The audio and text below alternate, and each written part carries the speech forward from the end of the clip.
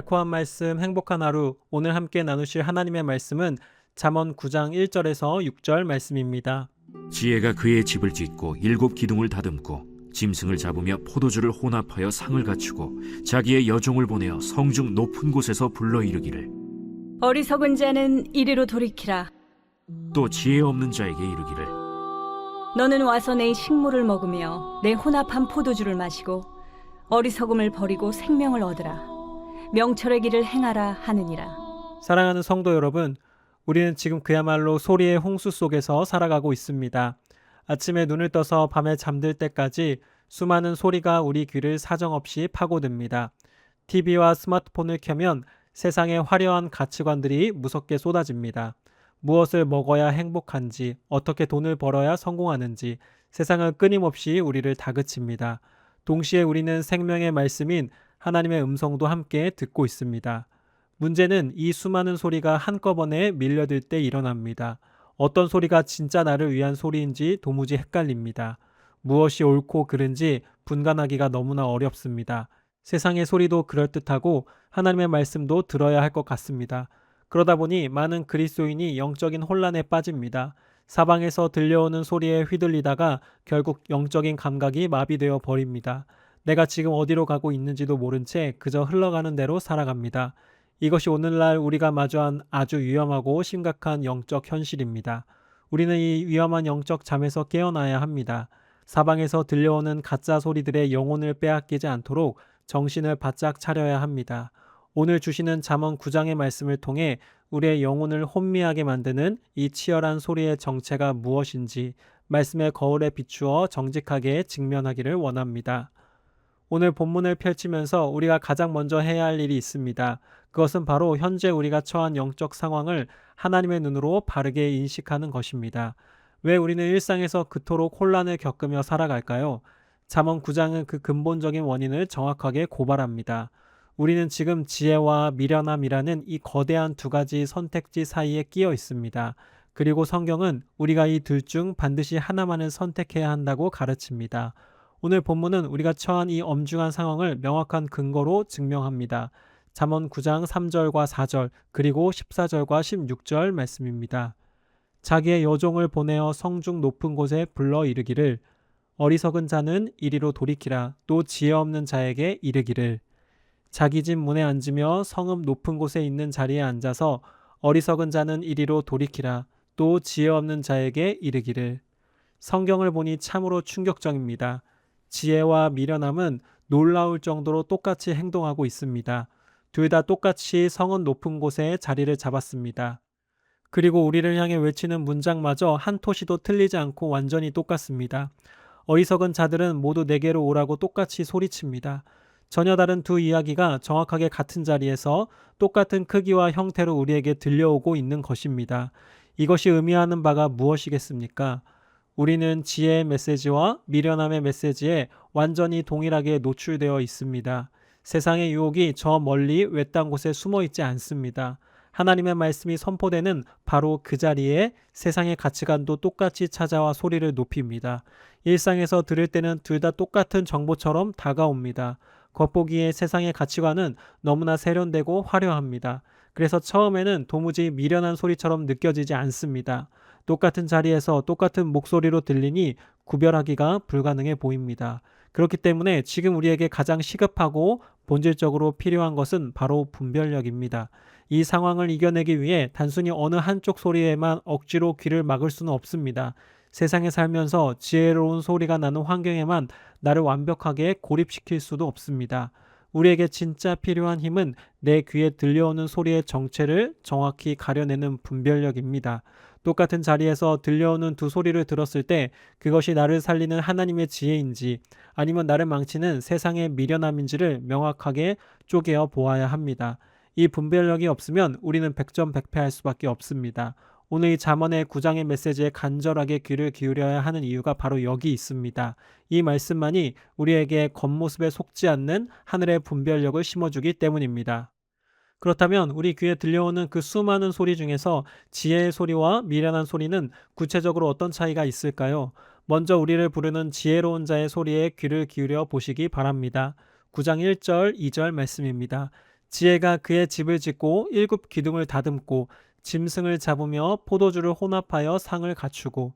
본문에 보면 지혜로운 자는 든든한 집을 짓습니다. 그리고 풍성한 식탁을 정성껏 준비하여 우리를 그 안으로 초청합니다. 이 초청은 단순히 육신의 배를 채우는 식사 자리를 의미하지 않습니다. 이 식탁은 깊은 영적 의미를 담고 있습니다. 그것은 바로 주님과 나누는 깊은 교제입니다. 주님이 베푸신 식탁에 참여한다는 것은 주님의 통치 질서 아래로 들어간다는 뜻입니다. 그 거룩한 통치 아래서 주님과 맺은 언약적 교제를 풍성하게 누리는 것을 의미합니다.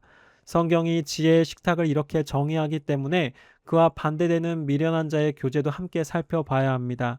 미련한 자 역시 우리를 향해 소리치며 자신의 식탁으로 초청합니다. 17절 말씀입니다. 도둑질한 물건이 달고 몰래 먹는 떡이 맛이 있다 하는도다. 미련한 자의 모습을 보십시오. 그들도 지혜로운 자와 똑같이 무언가 먹을 것을 나누고자 유혹합니다. 겉보기에는 둘 다 음식을 먹는 교제의 자리처럼 보입니다. 하지만 그 음식을 준비하는 방법이 본질적으로 완전히 다릅니다. 미련한 자는 도둑질을 하여 음식을 마련합니다. 그리고 그것을 몰래 먹습니다. 이것은 하나님의 창조 질서와 말씀에서 완전히 벗어난 상태를 의미합니다. 하나님의 법을 어기고 불의한 방법으로 취한 음식을 가지고 교제하자고 유혹하는 것입니다. 결국 지혜와 미련의 결정적인 차이는 어디에 있을까요? 그것은 바로 하나님의 말씀과 뜻, 그리고 그분의 질서라는 통치 아래에 있느냐 없느냐의 차이입니다. 여기서 우리는 잠언 9장이 가진 아주 독특하고 놀라운 구조적 특징을 발견하게 됩니다.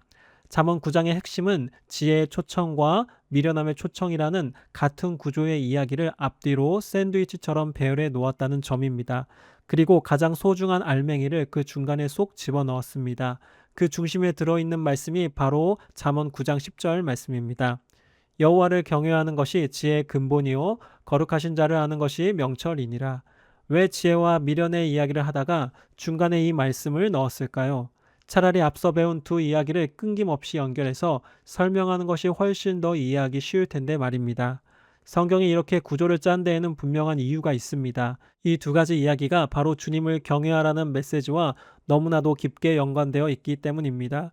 사실상 이 중간에 삽입된 말씀이 전체의 결론에 해당하는 아주 중요한 마스터 키입니다. 여호와를 경외하는 자야말로 지혜의 메시지가 비로소 매력적으로 다가옵니다. 하나님을 두려워하고 사랑하는 사람 눈에만 그 지혜의 소리가 참된 지혜로 받아들여집니다. 왜냐하면 지혜는 결국 주님의 질서 아래로 걸어 들어가는 것이기 때문입니다. 그분의 통치 아래 엎드려 전적으로 순종하고 주님과 깊이 교제하는 행동이기 때문입니다. 반대로 삶 중심에 주님을 경외함이 없는 사람들에게는 이 거룩한 말씀이 전혀 매력적이지 않습니다. 그들에게는 오히려 하나님의 통치 질서 밖에서 도둑질하고 몰래 먹는 미련한 자의 식탁이 훨씬 더 짜릿하고 매혹적으로 보입니다. 그렇기 때문에 이 지혜의 권면과 제안이 진정한 지혜로 들리고 그 길을 선택하려면 가장 먼저 선행되어야 하는 필수 조건이 있습니다. 그것이 바로 주님을 경외하는 마음입니다.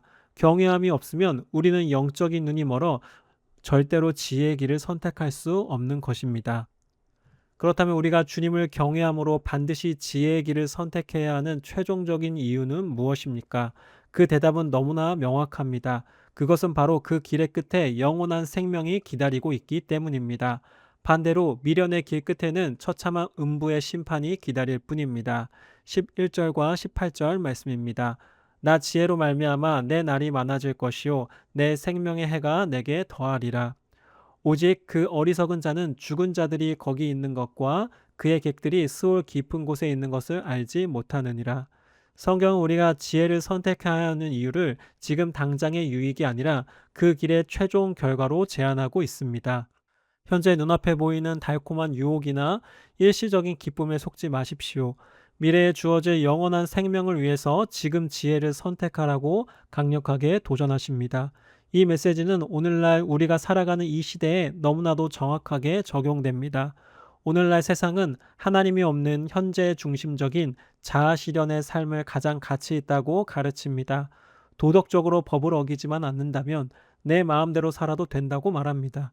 현재의 삶에 충실하며 나의 꿈과 기쁨을 추구하는 것이 오히려 권장되는 시대입니다.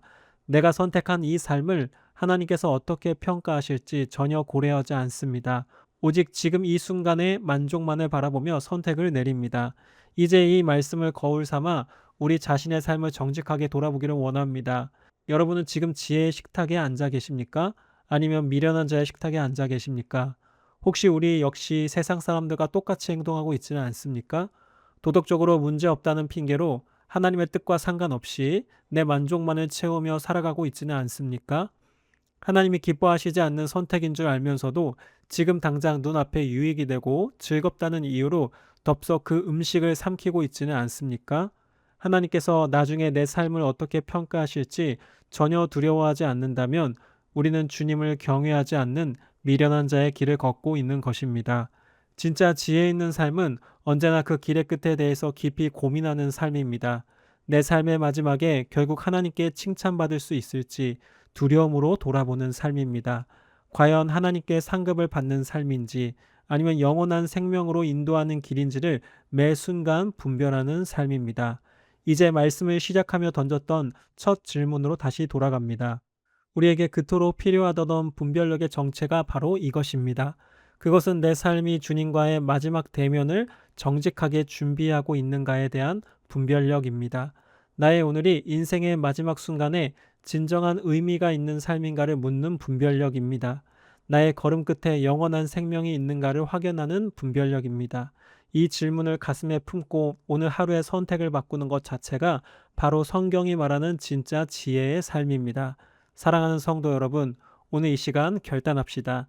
눈앞에 현재의 눈이 멀어 영원한 미래를 잃어버리는 미련한 자의 자리에서 당장 일어납시다. 하나님이 없는 자아 실현의 늪에서 벗어납시다. 나의 기쁨보다 하나님의 통치와 질서를 우선순위에 둡시다. 이 영적 마지막을 거룩하게 준비합시다. 매 순간 주님의 심판대 앞에 설 날을 기억하며 참된 지혜의 식탁을 기쁘게 걸어 나아가는 우리 믿음의 공동체가 되기를 주님의 이름으로 간절히 소망합니다. 오늘의 적용 질문입니다. 첫 번째, 최근 일주일 동안 내가 내린 중요한 선택들을 정직하게 돌아보십시오. 그 선택들은 하나님의 말씀과 뜻이라는 통치 질서 안에서 이루어진 지혜의 열매입니까?